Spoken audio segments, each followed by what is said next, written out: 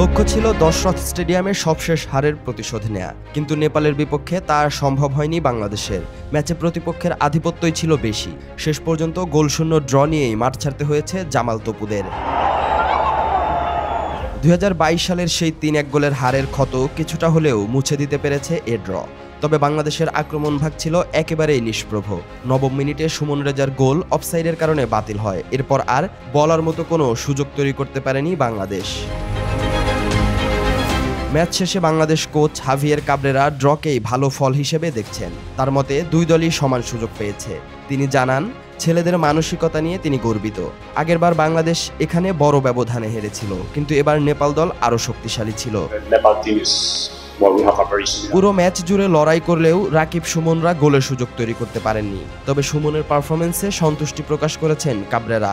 তার মতে সুমন বিরামহীনভাবে লড়াই করেছে, প্রতিপক্ষকে সমস্যায় ফেলেছে এবং তার পারফরমেন্স প্রশংসার দাবিদার ছিল। হামজা চৌধুরী, সমিত সোম ও ফাহমিদুল ইসলামদের নিয়ে আগের ম্যাচগুলোয় দেখা গিয়েছিল গতিময় ফুটবল। তবে এ ম্যাচে সেই চেহারা ছিল না। তবুও কোচ জানালেন, বর্তমান দলের উপরই তার আস্থা অটুট। আসছে মঙ্গলবার একই ভেন্যুতে দ্বিতীয় প্রীতি ম্যাচে আবারও মুখোমুখি হবে বাংলাদেশ ও নেপাল।